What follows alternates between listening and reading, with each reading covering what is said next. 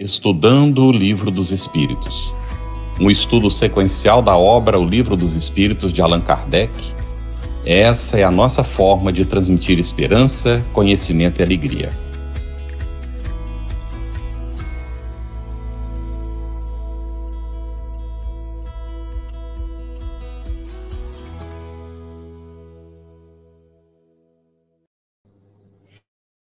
Nossa saudação fraterna a você que nos acompanha aí de casa, no Estudando o Livro dos Espíritos. Hoje nós não vamos poder contar com a nossa querida Cris Drux, que ela está com um problema técnico que ela tentou resolver desde ontem, não conseguiu, mas para a semana que vem ela estará aqui conosco com toda certeza. Nós queremos apresentar as nossas intérpretes para Libras, a Yane Silva Rabelo, que é do Departamento de Inclusão e Acessibilidade da USE Intermunicipal de São José do Rio Preto, e é integrante também do grupo de estudo bilíngue e da equipe de intérpretes da CONCEB. A nossa Ariane, ela é uma jovem de pele clara, cabelo escuro, está presinho atrás, não é? E usa um óculos, bem claro também o óculos. Ela está com uma blusa preta, a parede atrás é clara, e muito bem-vinda, Ariane, não é, para esse trabalho. Nós temos também conosco a Verônica Lima, que é do Rio de Janeiro, intérprete e coordenadora de estudos da doutrina espírita pela CONCEB para grupos de surdos e ouvintes bilíngues, língua portuguesa e escrita, não é, e Libras. E a Verônica também é uma moça jovem, com o cabelo preso, também preto, usa um óculos, o óculos dela, a armação, me parece preta. Isso. Ela está usando uma blusa cinza e o fundo atrás é verde. Muito bem-vinda, Verônica. E então nós temos hoje a nossa convidada Eugênia Canto, que vocês já conhecem, é Maria Eugênia Canto Cabral. Ela trabalha no Centro Espírita João Evangelista, colabora com a Federação Espírita do Ceará na coordenação da área mediúnica. É membro da ONG Grupo Espírita Casa da Sopa, que lida com a população em situação de rua no centro de Fortaleza, e atua também como expositora espírita. Eugênia é também uma mulher mais para jovem, né? E o cabelo também escuro, pele clara. Ela usa óculos também. Aliás, todos nós usamos óculos aqui. Ela está usando uma blusa escura hoje e a parede atrás é branca também. E o outro convidado nosso é Josué, que vocês também já conhecem, já esteve conosco. O Josué, ele foi participante e evangelizador do movimento de juventude, facilitador e coordenador do ESD, e atuante no movimento espírita do Rio de Janeiro pelo CERJ, o Conselho Espírita do Estado do Rio de Janeiro, onde ele coopera hoje na área de estudo do Espiritismo. Josué é de meia idade, é preto, é carequinha, né? Tem pouquinho cabelo, também usa óculos, o óculos é bem transparente, é clarinho. E o Josué, eu creio que a sua blusa é azul, né, Josué? É azul, blusa azul ele está usando, e a parede atrás também é clara. Então, Eugênia, muito bem-vinda, primeiro, que não cumprimentou o pessoal ainda, né? Obrigada, Carlos. Boa noite a você, ao Josué, a Ariane, Verônica e, naturalmente, a todos os internautas. Uhum. E Josué, muito bem-vindo também. Boa noite, querido Carlos Campete, boa noite, Eugênia, Verônica, Ariane, todos e todas que estão nos ouvindo hoje. Muita saúde e que a nossa noite hoje seja, como sempre, memorável. Muito bem. Como a Cris não está hoje fazer minha descrição, eu vou fazer minha autodescrição, não é? Eu estou já para lá dos 60, não é? Pouquinho depois dos 60, cabelos grisalhos, também uso um óculos com armação clara, tenho pele clara, estou usando hoje uma camisa que eu não vou saber descrever, ela tem uns tons de cinza, com vários quadrinhos mais escuros e outros mais claros, não é? Tom cinza, meio esverdeado. Há aqui um pedacinho de um quadro que aparece na parede atrás, com de uma praia, né, onde tem um barco, e a parede não é totalmente branca, não, ela é meio puxada assim para o creme, a parede que está aqui atrás.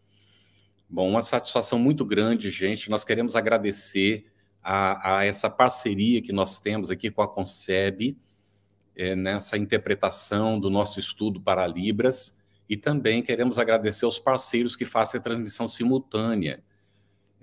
Espiritismo Net, Mansão do Caminho, Federação Espírita Catarinense, Federação Espírita do Distrito Federal, a Web Rádio Fraternidade, Web Rádio Amigo Espiritual, Editora Ediluz, Portal da Luz, TV Secal, Seridó Espírita, e vou precisar atualizar, porque estou informado que tem mais parceiros transmitindo, não é? Então, da próxima vez, nós agradeceremos aos novos também.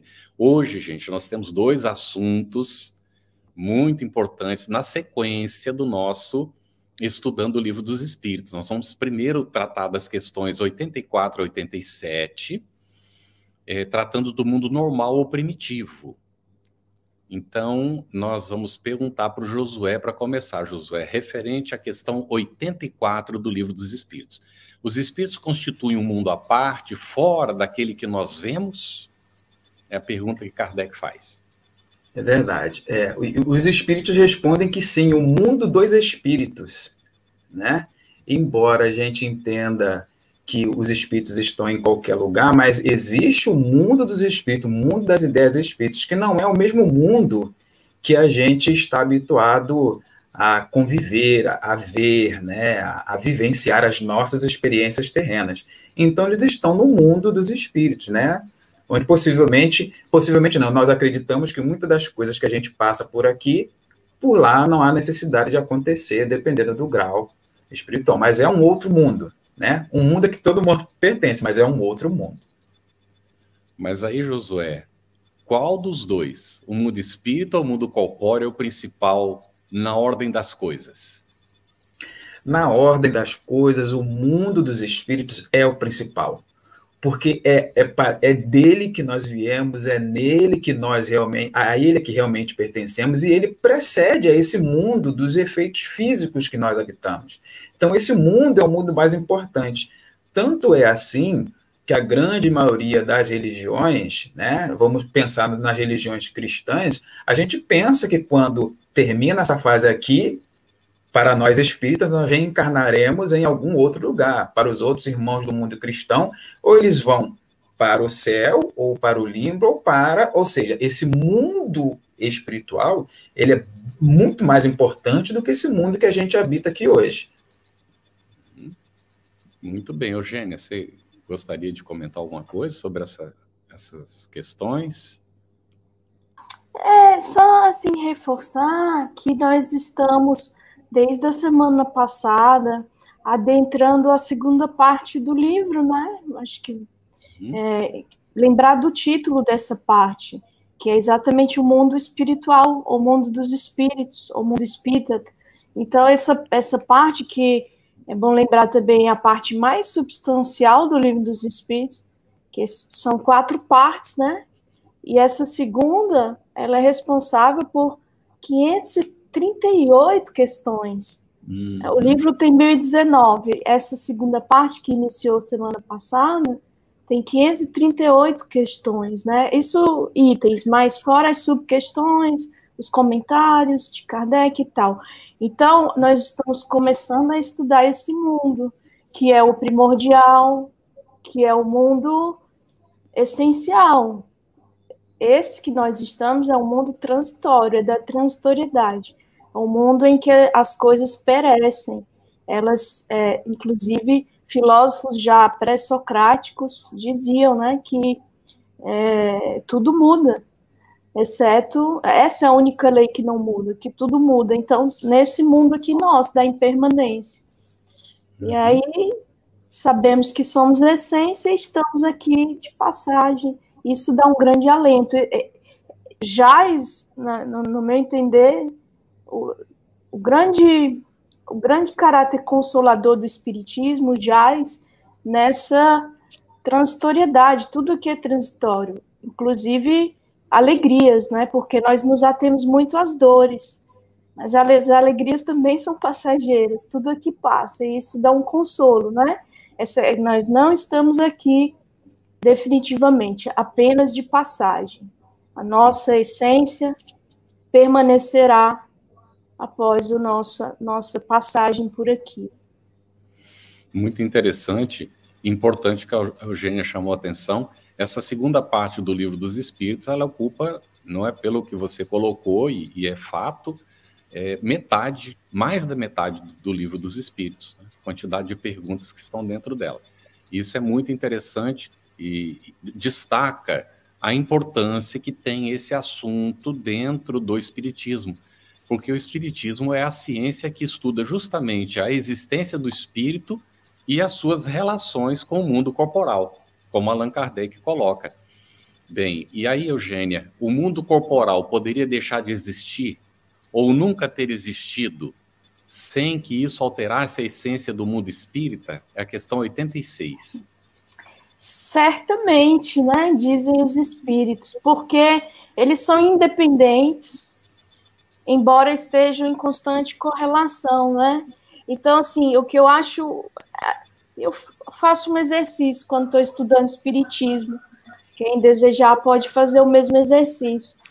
Ler a pergunta, tampando a resposta, e ver se eu consigo ter alguma intuição de qual seria a resposta. Muitas vezes nós já temos em nós uma intuição viva de qual é a resposta. Nesse caso, né, é claro que o mundo essencial é o mundo espiritual e o mundo corpóreo é o mundo da mudança, da transitoriedade. Então, eles são independentes, né? Eles são independentes, embora interajam incessantemente um sobre o outro.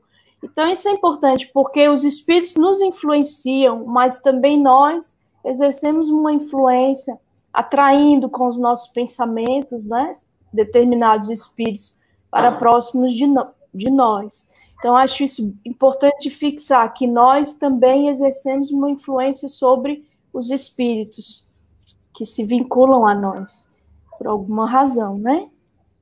Muito bem. A Fernanda Lopes, olha, fez uma pergunta muito interessante aqui. Ela diz, com base na pergunta 86, existe um mundo onde apenas existe um mundo espiritual? Se, em caso positivo, como se depuram, já que para isso é necessário o mundo corpóreo? Vamos começar pelo Josué, nesse caso, e aí a Eugênia também pode complementar. Pode ser, Josué? Claro. Bom, como sempre, vamos explicar dentro do limite que nos cabe. Se a gente for pensar nos mundos ditosos, né, que a gente não tem, nós aqui, eu, por exemplo, não tenho noção do que seja um mundo ditoso, um mundo celeste, porque ainda não cheguei lá, vou demorar um pouquinho, graças a Deus, para experimentar. Mas vejam que, necessariamente, os corpos que possam existir lá não são os daqui. Não são os daqui, né? Então, com certeza, há uma parte que a gente não sabe onde, porque os espíritos eles não estão circunscritos num lugar só, né? Eles povoam todo o espaço, em que a gente tenha uma matéria bem mais, quer dizer, a matéria do espírito, ou em todo o fluxo cósmico universal que envolve aquele espaço, muito mais sutil do que a gente tem.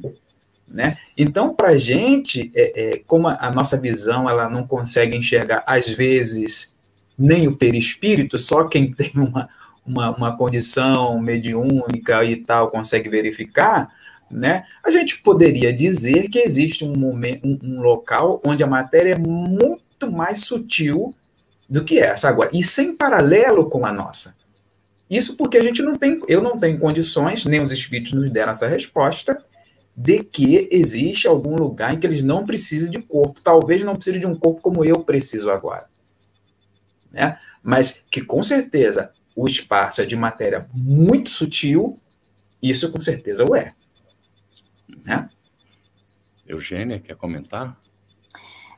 Relendo a pergunta da Fernanda, a mim me parece que ela faz uma correlação, assim, a um mundo corpóreo e um mundo espiritual vinculado a esse mundo corpóreo. Não é isso que os espíritos dizem na realidade. Na realidade, existe o mundo espiritual e existem orbes, planetas, onde se dão as encarnações, né? Então, o mundo espiritual é um só, não há um mundo espiritual associado a um mundo onde um mundo material, no caso, onde, nesse caso, aí, então, claro, aí corroborando o que Josué coloca, claro que há mundos onde o grau de materialidade é muito sutil, porque o espírito que já atingiu a condição de espírito puro, ele nem precisa mais de reencarnar, né? Só quem necessita reencarnar é quem ainda tem algo a aprender, a evoluir ou depurar. Muito bem. Eu creio que vai ficando bem claro isso, não é? Se permanecer dúvida, Fernanda, fique à vontade para perguntar, viu? Mas acreditamos que está bem, bem claro aqui. Além disso, a pergunta 87 aqui para o Josué, ocupa os espíritos uma região determinada e circunscrita no espaço? Então isso pode ajudar um pouco mais, não é? Ok. Permita-me fazer um complemento lá daquela questão 85, né, na ordem das coisas, já para que a gente está nessa questão da materialização. O mundo espiritual, ele é tão mais importante, vem na ordem primeira do que o mundo material, que invariavelmente todos os pensamentos religiosos dirigirão as suas preces para o mundo espiritual. Aí a gente pode ter uma ideia de como o mundo espiritual vem antes do mundo material. Tá? E os espíritos, eles habitam todo o espaço. E aí a gente pode fazer uma referência aqui numa das falas do apóstolo Paulo, quando ele disse que nós estamos envoltos numa multidão de espíritos. Né? E dentro da visão espírita, a gente alarga que os espíritos, eles habitam o universo. Né? Como bem falou aqui Eugênia, né? O mundo espiritual, né? O mundo espiritual habita. Agora, é lógico que há limites. Assim como eu não consigo entrar em determinados espaços, o espírito alcançará a mesma coisa por conta do seu grau evolutivo. Né? E isso é interessante, que embora seja... quando a gente entra num banco, por exemplo, né? A gente vai, paga, e invariavelmente a gente já passou por uma porta que diz permitida a entrada de pessoas, somente de pessoas autorizadas. Isso porque a gente não faz parte daquele habitat ali, é natural, a gente entende isso. Com o espírito acontece a mesma coisa, muito por conta do seu grau evolutivo, da sua intenção. Se não fosse assim, nós estaríamos à mercê de qualquer espírito que mal intencionado invadisse o nosso espaço íntimo, por exemplo, sem a gente permitir. Né? Mas os espíritos, eles habitam todo o universo, não há um lugar restrito. Né? Como a Eugênia falou, não tem um lugar que eles ficam isolados e que eles não conseguem penetrar, né? O que eles não conseguem entrar, né? Mas isso está muito ligado à evolução de cada um. A permissão, só vão entrar se forem pessoas autorizadas, espíritos autorizados a entrar naquele espaço. Ok? Ótimo. Eugênia, tem uma pergunta do André Luiz aqui, ele diz assim, André Luiz Polimene de Mesquita. Quando se fala em mundo dos espíritos, nós aqui encarnados, não somos também espíritos? Fechado o microfone. Nós somos espíritos, conforme na aula passada, né, no encontro passado, Carlos lembrou bem, na condição de encarnados, a terminologia mais precisa que Kardec adota é alma. A alma é a terminologia para o espírito quando encarnado. Mas somos espíritos também. Iniciando esse capítulo, a questão 76, Kardec indagou o que são espíritos, né? E os espíritos responderam que são os seres inteligentes da criação.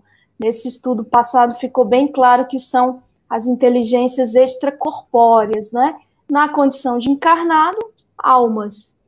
Mas é só uma questão de terminologia. Inclusive, lendo a obra mais adiante, vai ser tratado novamente essa questão da alma. E aí a gente não vai avançar, né? Porque tem que ir devagarinho, passo a passo, né? Mas acho que ficou claro, né? Estou repetindo o que o Carlos falou da vez passada. Ok. Tem aqui uma pergunta da Fernanda Lopes Josué. Com base na pergunta 87, no meu entendimento da questão, parece que os espíritos não têm pouso, ela colocou entre aspas. Como ficam as colônias espirituais e regiões umbralinas? Ok. Obrigado pela pergunta, Fernanda. Eu gosto muito de uma edição do Livro dos Espíritos, eu até guardo do Livro dos Espíritos, não, do Céu e Inferno, né? Ou é do Livro dos Espíritos, eu não lembro mais. É do Céu e Inferno, que vinham aqueles desenhos, uma foto, vinham os desenhos e tal, e tal, e tal. E se a gente for relembrar o que dizem os Espíritos, céu e inferno é uma questão de consciência. Então, o nosso pensamento, nós já ouvimos que o pensamento é força, que o pensamento plasma. Essas regiões umbralinas, essas regiões, né, está muito ligado não só à sua vibração, mas o seu pensamento, o que você está plasmando. E eu vou me valer aqui de um livro muito famoso, o primeiro livro da série, né, dessas questões espirituais, que é O Nosso Lar, que é muito famoso. E tem um fato em que André Luiz, já recuperado, ele é convidado a ajudar na ornamentação da colônia espiritual, porque essa colônia iria receber uma entidade veneranda, de alto grau, e todos foram convidados para trabalhar, né, para ajudar a organizar a colônia. André Luiz é um desses. E ele tinha que ornar com flores. E André Luiz fala o seguinte, bom, eu não tenho muita referência de flores, ele fala assim, bom, na minha casa há um jardim, André Luiz vai a esse jardim, logicamente em espírito, vê as flores que havia no jardim da antiga casa dele, mas aí ele sente saudade da família, ele sente saudade daquele contato físico, e ele vai ver a esposa, quando ele se depara com uma cena para ele pouco agradável, pois já havia passado muito tempo da encarnação dele na Terra, e a esposa já estava em outro relacionamento. André Luiz já tinha pego as flores, já tinha levado pelo seu pensamento aquela imagem das flores ornado lá na espiritualidade, mas quando ele vê aquela cena, ele é tomado de ciúme. E enquanto ele é tomado de ciúme, aquela ornamentação que ele levou em pensamento lá para a área espiritual foi se desvanecendo. Foi se desvanecendo. E o filme é muito interessante porque ele acaba indo parar lá na zona umbralina. Mas aí ele consegue levar o seu pensamento e consegue sair daquela zona, porque entende que é uma outra fase, ele está numa outra fase. Então, isso tudo está ligado à emanação mental do espírito. Aquela velha e célebre frase, o pensamento plasma, ele é verdade. Né? Então, a gente precisa entender que essas colônias espirituais, elas não são realmente um pouso e elas não são um lugar circunscrito para as pessoas, mas é muito para onde as pessoas se atraem pela sua própria vibração, pela sua própria emanação mental. E isso vai formar lá, né, a colônia espiritual. Basta ver que quando nós aqui na Terra, estamos envoltos em muita cólera, em muita raiva, como é que nós ficamos? Aí a gente vai chamar de inferno astral. A gente sente peso na nuca, a gente fica com taquicardia, a gente fica com o corpo, porque aquela vibração que nós estamos construindo, mental, está nos retendo, a gente está habitando aquela vibração negativa. Então, a mesma coisa acontece no mundo espiritual. Para quem está começando o estudo agora, pode ser que não tenha ouvido ainda essa questão de o que é umbral, não é? Para o espiritismo, bem rapidamente, não existe inferno. Existe uma região chamada região umbralina, por declaração, informação dos espíritos, e André Luiz descreve isso muito bem no livro Nosso Lar, em que os espíritos inferiores, quando morre o corpo, quando há o processo, não é, do afastamento do espírito do corpo, que ele volta para o mundo espiritual, ele está inferior, vibrando negativamente, vibrando numa faixa inferior, ele se encontra com outros pares, outros que vibram do mesmo jeito. E aí formam aquela vibração ambiente, muito pesada, deletéria, constrangedora, viciada, onde o sol não chega direito, as árvores são ressequidas, mas isso é uma região transitória, não é uma região permanente. E como José disse, mantida pelos nossos pensamentos desequilibrados. Assim como o nosso lar é uma colônia espiritual, já que é mantida por pensamentos superiores. Ali, todo cidadão de nosso lar assume um compromisso: não pensar o mal. Não pensar, não está nem falando em falar o mal. Lá nem se pensa o mal. Porque se as pessoas começam a pensar o mal, já começa a criar um ambiente deletério, um ambiente negativo, que é incompatível com o nosso lar, e a pessoa cai nas zonas umbralinas, então, pela vibração negativa. Daí, a gente vai entender isso mais para frente, né? Vamos com calma aí, para quem não entende ainda o assunto. Então, algumas perguntas, elas levam a gente a ter que dar algumas respostas baseado em que a pessoa já tem certo conhecimento, e às vezes não é o caso. Então, fica essa explicação. Se você quer entender um pouco melhor o que é umbral, é importante ler o livro Nosso Lar, de André Luiz, tá bem? Vamos dar seguimento aqui, nós temos várias perguntas também que chegaram. Uma vem da Sandra Bandeira, que está acompanhando pela Mansão do Caminho. Mas ela vem agora, espera aí, essa questão ela só vai chegar daqui a pouquinho. Só um minutinho que a gente já apresenta ela. O João Tadeu Costa disse assim: para um melhor entendimento da pergunta 87, quem está em quem? Espiritual no material ou material no espiritual? Eugênia, poderia comentar um pouquinho? Seria mais o que está em que, né?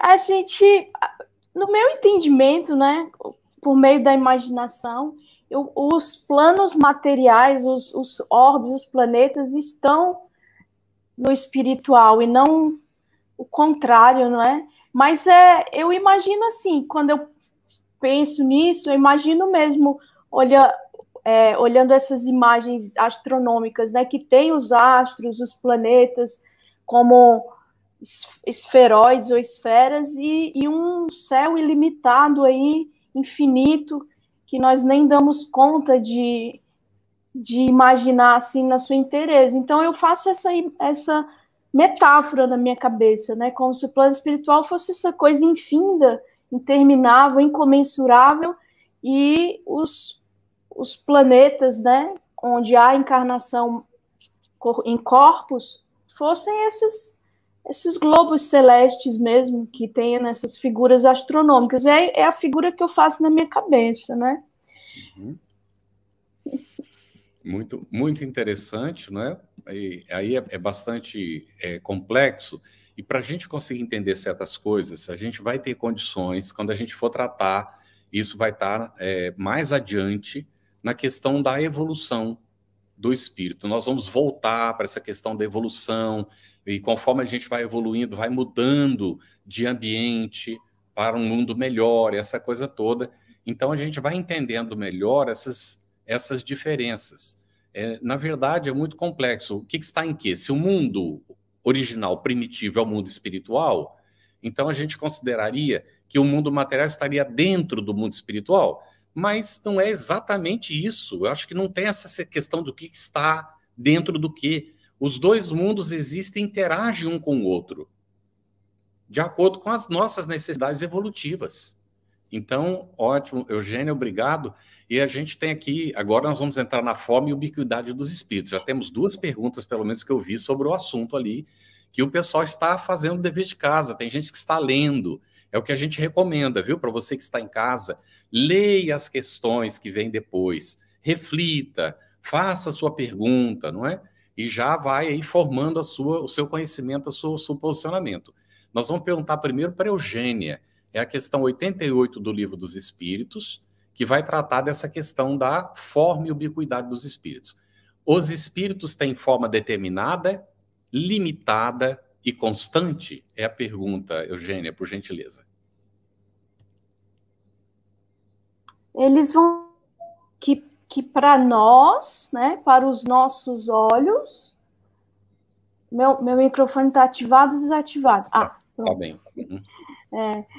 Os espíritos vão dizer que para nós, né, para os nossos olhos, eles não têm uma forma, mas que para eles, espíritos, sim, tem, né? Que nós poderíamos, eles dizem, se o quiseres, podeis compará-los a uma chama, uma centelha, né? Mas aí, essa resposta, ela é curta, ela não é uma resposta longa, e aí nós precisamos, assim, joirar, né? Quando os espíritos dão essa resposta, compreendo que eles estão falando aí do ser espiritual, a essência espiritual, não propriamente da sua manifestação via perispírito, né? Que é um assunto que virá ainda. Porque, como disse na vez passada, o médium vidente, quando ele vê uma entidade espiritual, um parente desencarnado, ou qualquer que seja a entidade, ele está vendo uma forma, que pode ser juvenil, senil, vê trajes, às vezes vê inclusive objetos que o espírito utilizava com frequência na sua encarnação. Então, aquilo ali é uma forma determinada, limitada, só não é constante. Mas ele não está vendo o espírito, está vendo esse combo, espírito-perispírito, né? Corpo espiritual, né? Então, quando diz uma chama, uma centelha, eles estão tentando nos remeter a uma metáfora, uma comparação que possa nos dar uma ideia do que seja, mas eles dizem que para nós não tem forma nem determinada, nem limitada e nem constante. Uhum. Muito interessante. E essa chama, Eugênia, ou essa centelha, ela tem cor? Dizem eles que variam do escuro ao brilho do rubi, não é? Isso vai depender do grau de depuração do espírito. Uhum. Kardec, inclusive, vai comentar sobre isso, não é? Que às vezes se representam os espíritos adiantados com uma luz na fronte, não é? Ou no alto da cabeça, denotando evolução. Então, é isso, né? Essa tonalidade depende do grau evolutivo do espírito. Uhum. Muito bem. E vai variar, então, do escuro ao rubi brilhante. Interessante isso, não é? Nós vamos nos lembrar que o rubi tem uma cor avermelhada, não é? Brilhante, assim, uma cor intensa. Interessante isso. Muito bem. Josué, questão 89. Os espíritos gastam algum tempo para percorrer o espaço? Pergunta interessante essa de Kardec, hein?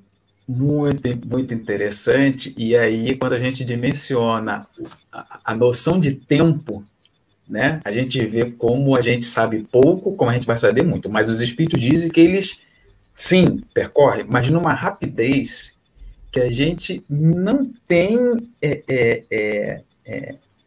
assim, seria rápido como pensamento, né? Ele diz, né? Sim, porém, rápido como pensamento. Se a gente for pensar que o nosso pensamento ele é muito rápido, esse é o momento que o espírito percorre, né? Mas isso, como sempre, lembrando aqui o que a Eugênia falou, é uma comparação, né? Que eu acho que a gente não tem ainda nada mais rápido que o pensamento, né? A velocidade da luz, eu acredito. Não sou muito bom das ciências matemáticas e físicas, mas é nesse átimo, o espírito, né? É muito rápido. É tão rápido que eu não consigo medir nem dizer. Quer dizer, consigo afirmar com os espíritos, mas não consigo dizer o quanto tempo leva a isso. Mas é o tempo do pensamento. Uhum. É tão interessante, né, que para a física, né, a ciência material, a velocidade máxima é a da luz, não é? E agora, para a revelação espiritual, que os espíritos colocaram a Kardec, que a velocidade máxima é a do pensamento. Exato. E não a da luz, não é? Então, nós vamos ainda avançando até a ciência chegar a isso algum dia, não é? Com toda certeza. Mas eu vou insistir ainda, Josué, com você aqui, no seguinte, tem um desdobramento da pergunta. O pensamento não é a própria alma que se transporta? É muito interessante essa... É sempre muito interessante as perguntas e as respostas, né? São muito interessantes. E é muito legal porque ele afirma, os espíritos afirmam, né? E eu vou ler aqui para não fugir. Ele diz: quando o pensamento está em qualquer parte, a alma aí está também, pois é a alma quem pensa. O pensamento é um atributo, ou seja, quando a gente está pensando em alguém, a gente não está lá? A gente não se reporta a esse local? E eu estava, por conta dessa pergunta, fui lá na Gênese, que sai dessa segunda parte, né? E estava relembrando aqui a Gênese no capítulo 14, quando se fala... É só uma referência, tá bom? Quando ele fala sobre a ação dos espíritos sobre os fluidos, né? E lá no primeiro parágrafo, eu não vou ler aqui para não ficar muito extenso, mas ele vai dizer, né, que os fluidos espirituais constituem um dos estados do fluido cósmico universal, e que são propriamente a atmosfera dos seres espirituais, ou seja, voltando lá para aquela questão, a questão número 84, os espíritos fazem parte de um mundo à parte. E esse veículo que eles utilizam é esse pensamento, né? E coloca aqui, deixa eu ver aqui. Ok, e aqui, ó. E que escapam aos sentidos carnais. É algo tão fantástico que a gente não consegue perceber, a gente não consegue ver, e o pensamento está lá. Você se transporta.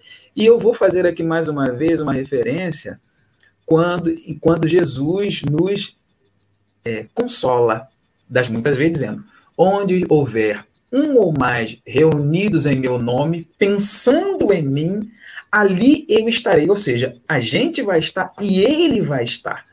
Porque a gente se conecta pelo pensamento. A gente não fala isso, conecta-se pelo pensamento. Na verdade, é você que está indo, é o seu sentimento, é a sua vibração positiva, né? Enfim, a pergunta é: o pensamento não é uma plataforma que se transporta? É exatamente isso, a gente vai com o nosso pensamento, né? Tanto é que se a gente pensar alguma coisa muito boa, a gente fica feliz, né? Se a gente pensa em alguma coisa ruim, se a gente conecta, a gente vai também, e aquilo não faz bem. Isso quer dizer que a gente está indo, né? Porque o espírito vai, como disse a pergunta anterior, ele é tão rápido quanto o pensamento. Uhum. Muito bem. Nós vamos dar um pequeno break aqui na questão Eugênia 90, que vai dar seguimento a esse assunto, porque há uma pergunta do Sérgio Rocha que vai voltar aquela questão das regiões determinadas no espaço e tal. Ele está remetendo para a questão 1012 do Livro dos Espíritos, que a gente ainda vai examinar lá na frente, não é? Mas ele diz que, olha lá, podem comentar a questão 1012 do Livro dos Espíritos, na qual há informação de que não existem lugares circunscritos, regiões determinadas, como umbral e colônias espirituais? Eugênia, poderia comentar, por gentileza? Olha, aí vou ser bem matemática, né? Depende da definição do que se entenda por circunscrito, não é? Isso. Circunscrito é algo delimitado, assim. Na realidade, Josué falou do pensamento, né? O espírito constrói com o seu pensamento. Então, quando nós temos relatos de colônias com construções, com utensílios, com vestimentas, isso é o espírito é o pensamento do espírito que está construindo isso aí. E essas revelações que André Luiz traz, elas não são inéditas. Alguém pode pensar, é só André Luiz que trouxe. Swedenborg, bem antes de Kardec, né, século XVIII, já trouxe. A Ivone Pereira tem um artigo em Reformador, não me recordo o mês, mas a FEB compilou um livro chamado A Luz do Consolador, que são vários artigos de Ivone Pereira sob o pseudônimo de Frederico Francisco, em Reformador. E num desses artigos ela faz a referência exata do texto de Emanuel Swedenborg, com revelações dessa natureza. Também o Louis Alphonse Carranier, um pesquisador espírita, que em 1847 ele publicou uma obra, Arcanos da Vida Futura Revelados, Tem um artigo do historiador Luciano Klein Filho, em Reformador, de 2017, julho, em que ele faz ali traz um texto com detalhes sobre essa obra. 1847 foi uma década antes da primeira edição do Livro dos Espíritos. Louis Alphonse Carrier, ele pesquisou, e ali muitas revelações sobre vestimenta de espíritos, vida no mundo espiritual, a semelhança do que André Luiz viria desvelar pela mediunidade do Chico. E se formos investigar mundo afora, em outros países, outros médiuns, outras obras, nós vamos ver que há um sem número de publicações nesse sentido, né? Então, não dá para ignorar isso. Agora, eu entendo que vamos compreender melhor se entendermos a palavra circunscrito, né? Que é circunscrito, limitado, assim como nós temos no plano material. Aí não, assim não, mas as construções psíquicas de espíritos afins que se juntam e vivem e interagem, né? E aí plasmam, né? Constroem com o seu pensamento. Muito bem.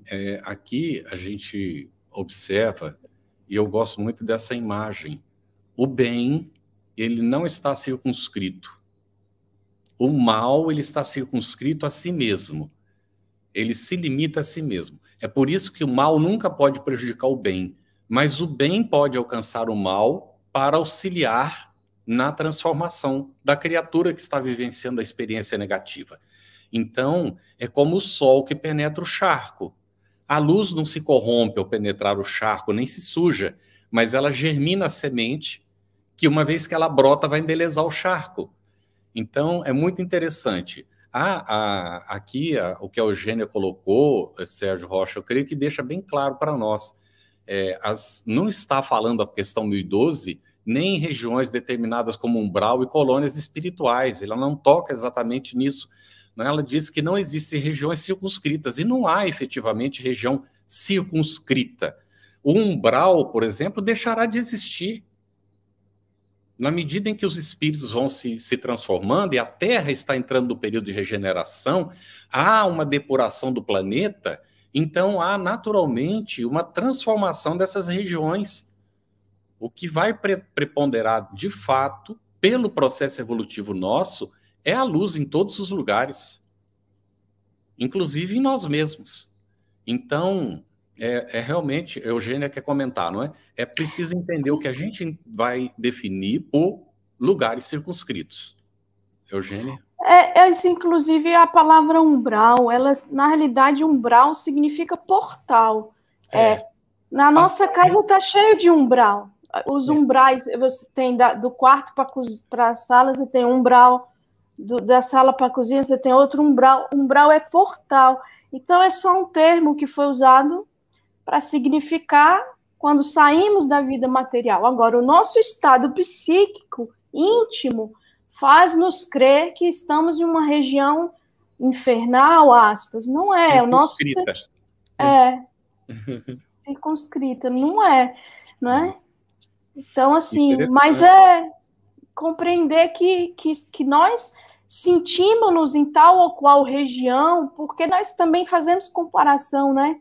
Quando sentimos, não dá, a gente fica tentado a adiantar, né, as sensações de sede, de fome, de estar sendo carcomido por vermes, de estar sendo queimado, tudo isso é mental isso. Isso aí. Né? Muito bem, nós vamos avançando e vamos entendendo devagarinho isso tudo, né, gente? Aqui tem uma coisa interessante, queria comentar, é um recado da Elis Patrícia, que ela mandou para a gente, que ela está levando muito a sério o estudo que nós estamos aqui fazendo juntos. E a gente é que agradece, viu, Elis? É uma satisfação imensa nós podermos estudar juntos, não é? E nos auxiliar mutuamente no entendimento dessas questões profundas que dizem respeito à nossa essência espiritual. O que é que nós somos, de onde nós viemos, o que estamos fazendo aqui, para onde é que nós vamos, quais são nossas responsabilidades. Agora sim, eu vou fazer, Eugênia, a pergunta 90. O espírito que se transporta de um lugar para o outro tem consciência da distância que percorre e dos espaços que atravessa, ou é subitamente transportado ao lugar onde ele quer ir? A resposta dos espíritos é que pode acontecer ambas as coisas. Ele pode ter consciência ou não dessa distância, né? Esses termos distância, tempos, eles estão muito atrelados à nossa realidade material aqui da Terra, né? Então tem coisas que nós nem conseguimos imaginar. Mas o pensamento, não é? Que é o pensamento, quando nós pensamos, nós subitamente nos transportamos.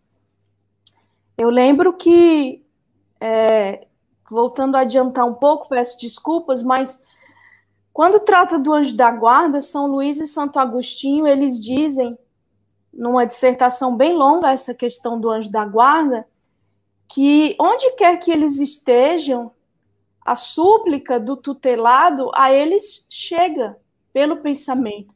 Então, eles auxiliam também, de onde quer que estejam, através do seu pensamento. Eu acho bonita essa resposta, porque eles vão dizer assim, nem nos hospitais, nem nos locais de devassidão, nem nos cárceres, nenhum desses locais é interditada a presença do anjo da guarda. Ele vai onde quer que o seu protegido esteja. Eu acho sublime essa resposta, né? São almas adiantadas, eles dizem, às vezes estão em outras, não estão mais aqui na Terra, mas se transportam desde que a súplica seja feita, né? E como nós esquecemos de suplicar o nosso anjo da guarda auxílio, né? Nós esquecemos tanto desses amigos incondicionais. Muito interessante o que a Eugênia está colocando, e é um momento de reflexão para nós. De fato, como nós nos esquecemos do nosso anjo da guarda. Todos nós temos um espírito que avalizou a nossa reencarnação, se comprometeu em nos auxiliar. E tem gente que pensa, enquanto a gente é criança, ele fica com a gente, mas depois ele vai embora. Vai embora nada. É lógico que nós temos que aprender a caminhar com os próprios pés e não ficar dependente de que eles resolvam todos os nossos problemas, que eles não vão resolver, senão a gente não cresce. Mas, como a Eugênia falou, você teve necessidade, elevou o seu pensamento, fez a súplica, é automático. Não importa a idade que tenha a criatura, não é só para criança, não. Então, o nosso anjo da guarda ele tem esse compromisso de nos proteger a encarnação inteira. E o que ele não faz é vamos dizer, nos proteger daquilo que nós precisamos passar. Então a gente, então já que eu tenho um anjo da guarda, ele não deveria deixar eu ter um câncer. Espera aí um pouquinho. Antes de reencarnar, você pediu para ter o câncer. Aí chega aqui, está passando pela aprovação necessária, ou pela expiação que pediu, agora o anjo da guarda tem que resolver isso, então ele iria contra a programação feita por você mesmo com ele antes da reencarnação. Então, as nossas enfermidades, e todos nós passamos por enfermidades, é muito raro um indivíduo que não tem em algum momento da encarnação algum tipo de enfermidade, não é? Elas são necessárias ao nosso desenvolvimento, os desafios necessários ao nosso crescimento, mas não significa que não estejamos sós. Não sei se vocês se lembram daquele momento que o indivíduo, ele sempre via duas pegadas. Era dele e do anjo da guarda dele. Aí, no momento de maior dificuldade da vida dele, ele só viu uma pegada. E ele pensou, me abandonou. Justo nessa hora me abandonou. E aí, quando apareceu outra pegada de novo, ele falou, meu anjo da guarda, na hora da maior necessidade você foi embora? Ele falou, não, meu filho, eu te carregava no colo. Por isso é que você viu uma só pegada. Então, a gente às vezes está amparado e não se dá conta também, não é? É muito importante. Agora, Josué, questão 91. A matéria opõe obstáculo ao espírito? Não. Os espíritos respondem e a gente acredita piamente que os espíritos ultrapassam água, fogo, parede, concreto, né? E tanto que a gente está falando de pensamento, né? Como é poderoso esse pensamento, e aí eu vou voltar aqui. Estamos nos quatro paredes da nossa casa. Dirigimos, como foi dito aqui, Campete e Eugênia. O nosso pensamento ao anjo guardião, ao anjo da guarda, ele vem pelo pensamento. Ele acontece, ele a presencia. Assim como nós estamos nos quatro paredes da nossa casa, e num programa de televisão a gente vê alguma informação que não é e que induz a um sentimento ruim, aqueles espíritos que estão afeitos com aquele pensamento também vêm. Então não tem, por espírito, não tem essa vou fechar minha casa que ele não vai entrar. Ele entra porque o veículo pelo qual ele se conecta é o pensamento. Muito bem.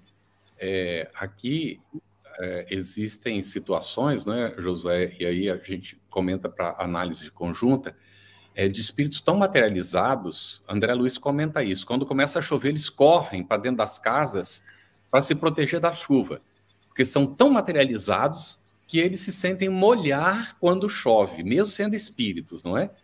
E há situações em que eles não conseguem entrar se a porta estiver fechada, de tão materializados que eles estão. Não é que eles não possam, é que eles acreditam que não podem, então eles não entram, porque creem que não podem, não é?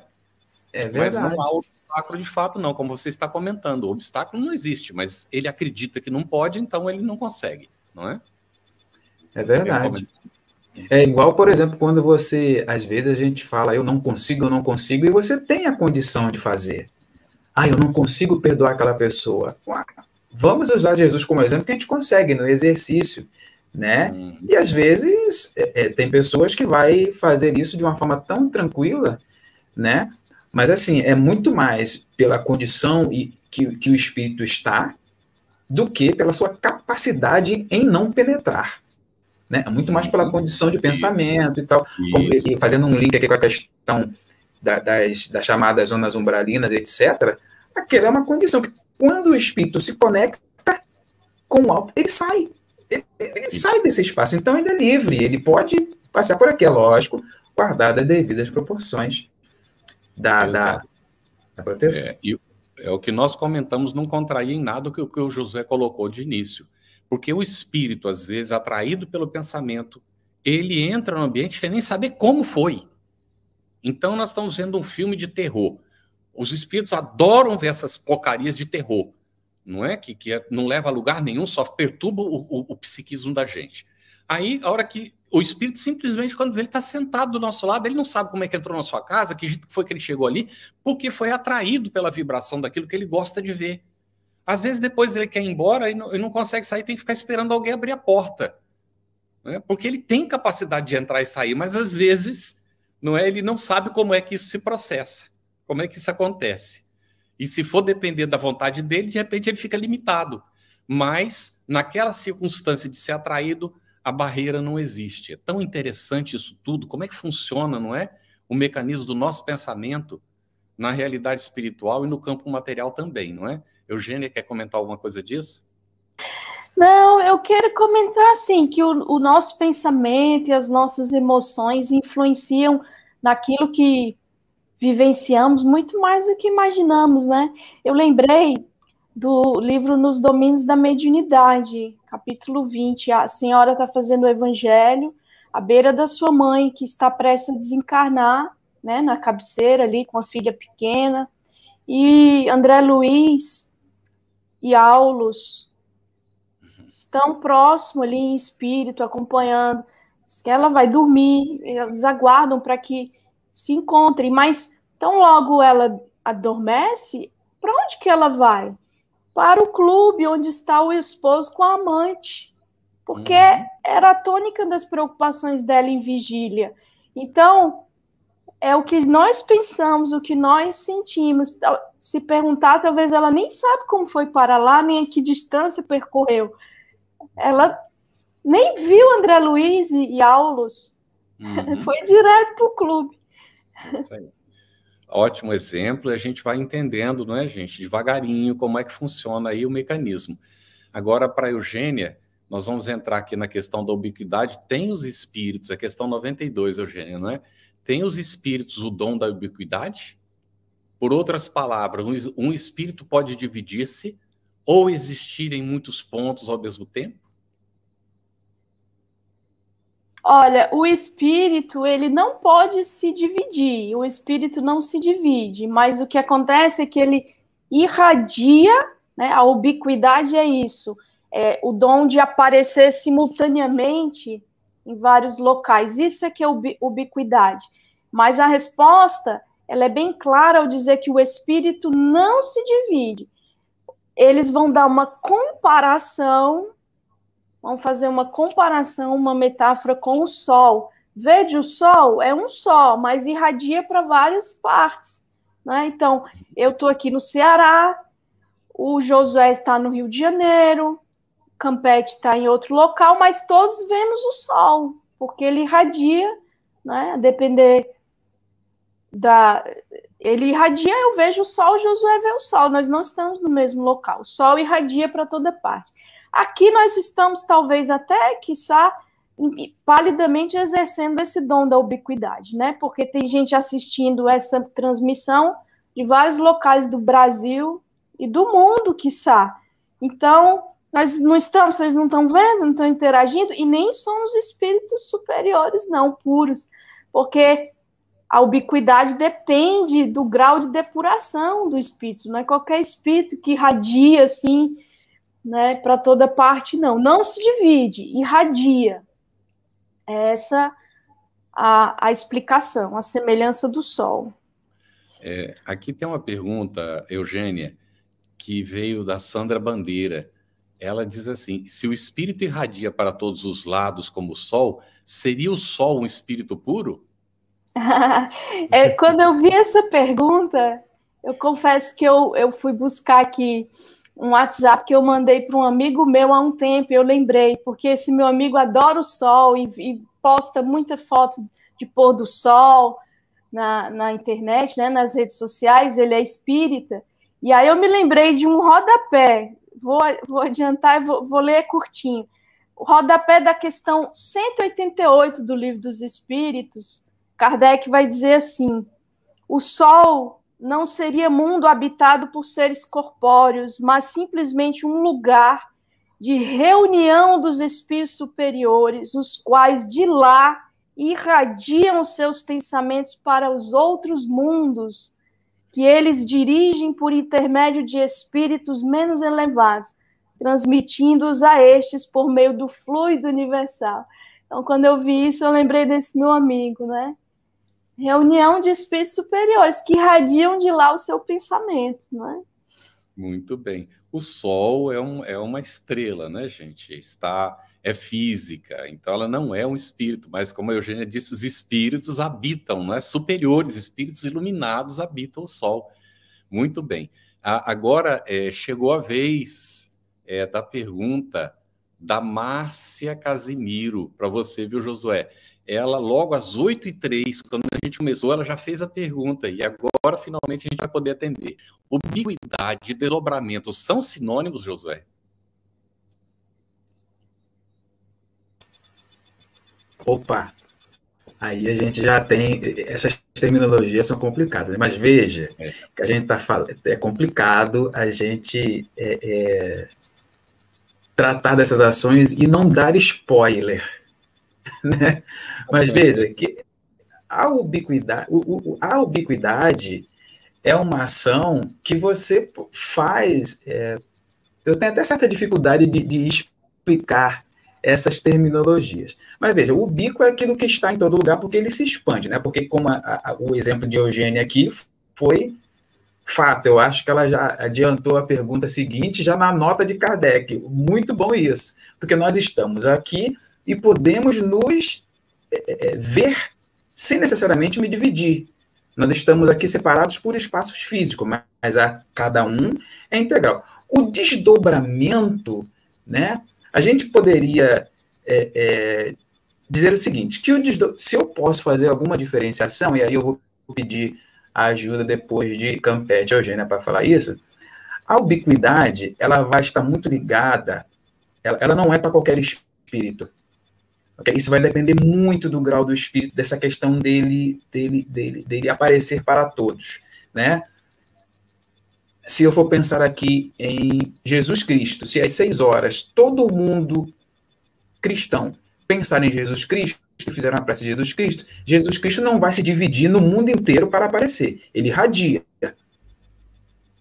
O desdobramento, ele talvez seja menos complexo, porque ele está muito relacionado a nós encarnados, no sentido... como é que eu vou... Está me faltando a palavra aqui, no sentido que é uma emancipação da alma. Isso. O desdobramento é uma emancipação da alma individual, no sentido de que eu me desdobro e eu vou aí dar um passeio, vou fazer alguma coisa. A ubiquidade é algo um pouco mais complexo, porque ela, no meu entender, ela vai demandar um pouco mais de gabarito espiritual para tal. Esse é o meu entendimento nesse sentido, né? E se eu não estiver correto, eu peço a ajuda de Campete e Eugênia para dar um maior esclarecimento. Mas o desdobramento é essa coisa, emancipação da alma, né? Enquanto que a ubiquidade, ó, é algo bem mais complexo nesse sentido, né? É bem mais complexo. E não é todo espírito que consegue aí, né? Se coisa mais desdobrar, a gente já ouve que é mais comum o desdobramento, né? Na nossa faixa evolutiva do que a ubiquidade nesse sentido. Por favor, Eugênia e Campete. Pode falar, Eugênia. Josué, é por aí mesmo, né? A gente tem dificuldade de explicar a ubiquidade porque está tão longe da nossa realidade, né? Porque para espírito puro, né? Eu entendo a ubiquidade assim, pensou e irradiou. E aí que você pensou, você está mesmo em vários... E como você bem colocou, o desdobramento tem a ver com o ser encarnado, porque o que é desdobrar? É a alma que se emancipa do corpo físico. Então, todos nós nos desdobramos quando do sono do corpo, à noite. Terminou a fase de vigília, de acordado, o corpo repousa e há essa emancipação da alma.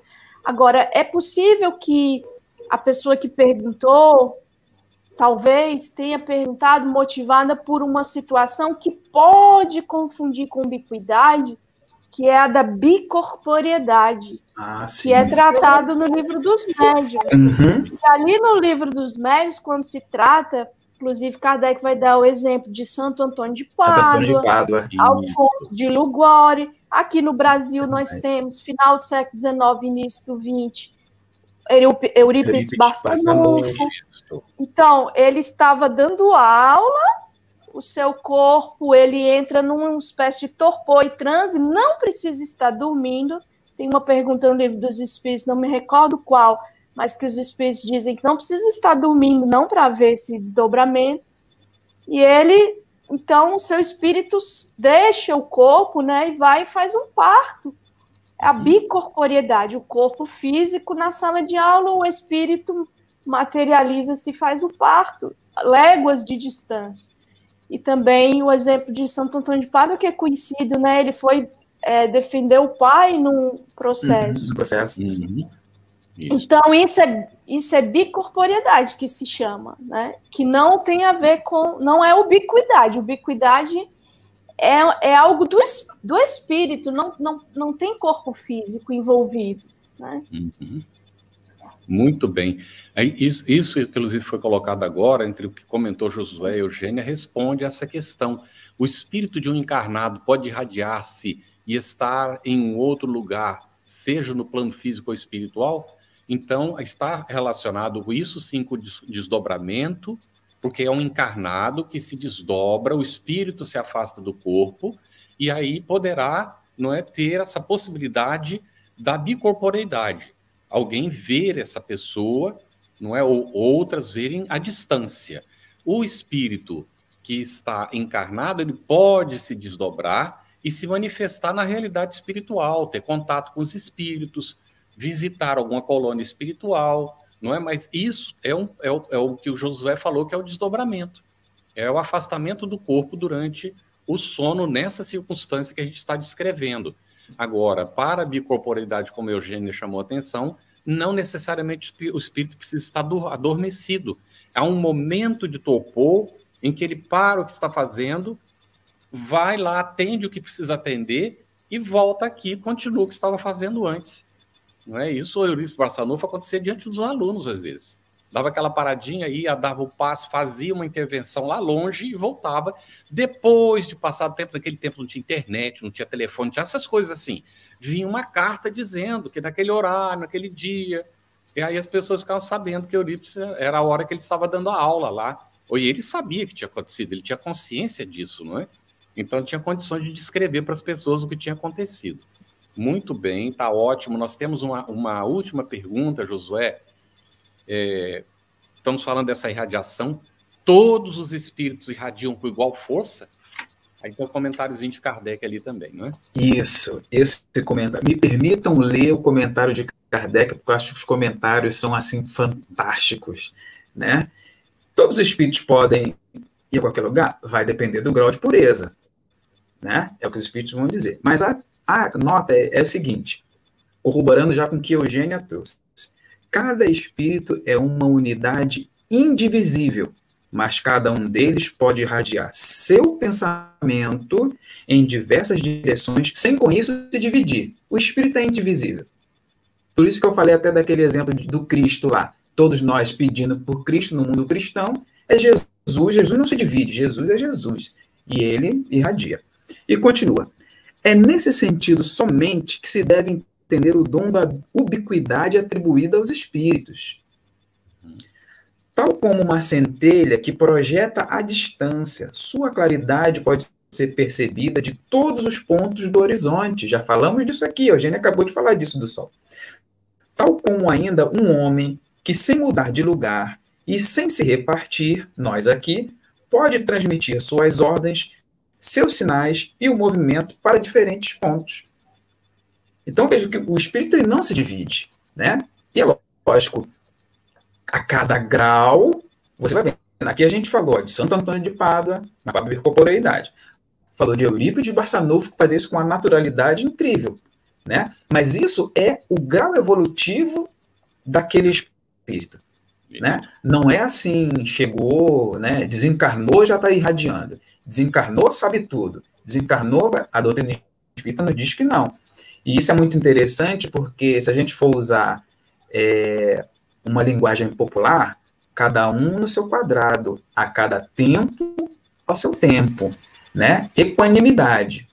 Para quem tem um pouco mais de evolução, consegue fazer coisas melhores. Quem tem um menos, um dia conseguirá, pelos seus próprios esforços. Tal qual se dá na Terra, né? Uhum. Olha, Eugênia, houve um comentário aqui que foi transformado como uma pergunta. E eu creio que o que o Josué colocou agora, né, está respondido. Mas se você quiser comentar alguma coisa mais, poderia-se comparar o espírito em ubiquidade com uma antena de rádio que transmite uma onda e os aparelhos de rádio que captam a transmissão feita? Eu acho que podemos comparar, sim. Como também essa transmissão aqui, né, que está muita gente vendo em vários locais. Eu acho que é uma comparação boa. Ótimo. A gente tem dificuldade de imaginar isso porque estamos longe de poder realizar. Então, para nós é difícil de imaginar. Então, a gente tem que usar dessas comparações, o rádio, a internet, a televisão. Uhum. Ótimo. Bem, gente, o assunto não se esgota, a gente sempre comenta isso com vocês, você que está acompanhando em casa. Nós estamos iniciando o estudo, e quando a gente terminar o Livro dos Espíritos, nós vamos estar iniciando o estudo, tá bem?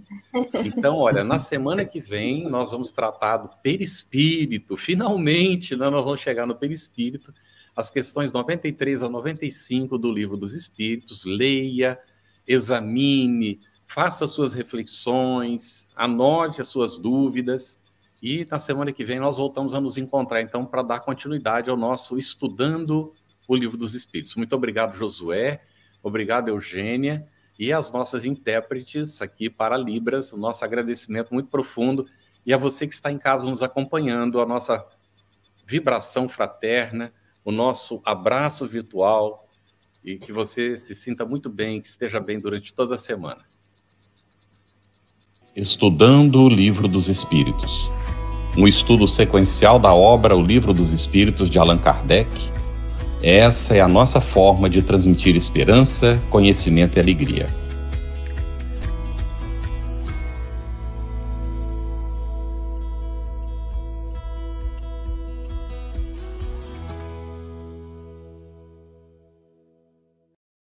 aproveitando a minha expressão de gratidão, dizer que tu continues a participar, colaborando tanto quanto possível, para que esta proposta de amor e de paz continue a celebrar a vida por mais longos anos, porque a necessidade do mundo é impiedosa, crescente.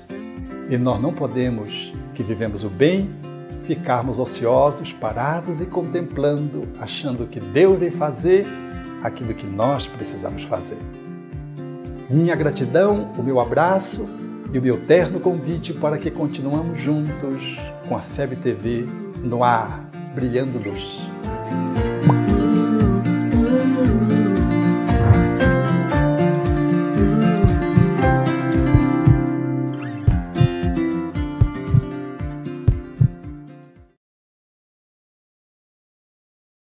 Conheça a Federação Espírita Brasileira, que busca mostrar quem ela é.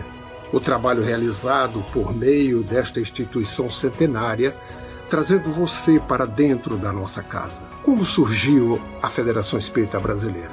De Augusto Elias, o seu fundador, aos dias de hoje, o que ocorreu? Quem foram e quem são os vultos que fizeram e fazem parte desta história?